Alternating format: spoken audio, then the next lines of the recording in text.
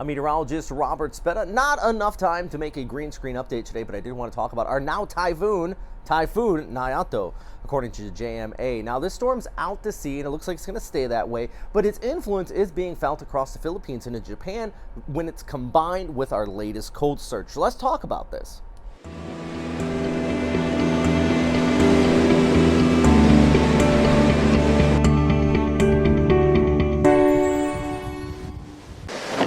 First things first, let's take a look at that satellite imagery with this storm system. Winds right now estimated to be up and over 100 kilometers per hour, 120 right there, sustained in the latest update. Pressure down to 975 hectopascals. Key thing is, you can notice that plenty of the convection and just basically the cirrus shield being stretched towards the north and east, and down towards the south and west. We do have some inflow coming in across the Philippines. So still convection actually being felt across parts of Visayas, but all those showers going to give way to some of this cooler, drier air pulling in behind this guy as it moves off towards the north.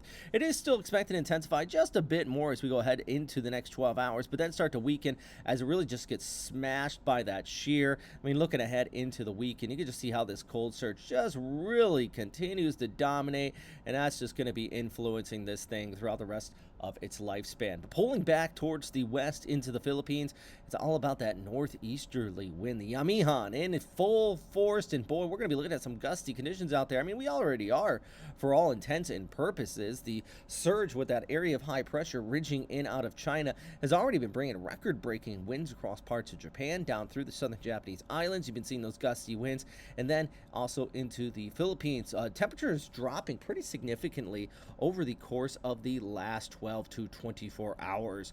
I mean, as we go ahead through Thursday, you can just see those winds coming through. Leading edge of that and that line really stretching into our storm, still bringing those showers by Thursday and the Friday across Visayas and into Mindanao. And also, you're going to be looking at those gusty conditions on the east coast with wind gusts up and over 50 kilometers per hour. Maybe on the northern coast of Luzon, this is a Pari, high temperature only getting into the mid 20s. Lows, look at that, actually pushing near the teens. And waves are a totally different story. Definitely some rough surf if you're a surfer in northeastern Luzon all the way down through eastern Visayas, Catanduanes. Big waves in your forecast for your Friday. Manila, high of 30, Cebu at 29, Hanoi, a nice little comfortable 22 degrees with partly cloudy skies in the extended outlook. Let's do our quick fly over to Val at 32, and then as we pull up into Tacloban, 29 degrees. You're kind of on the leading edge of this shear line down towards southern Luzon, because once we get in the north of Luzon, things do dry out a bit. And look at Baguio, 22 degrees for your high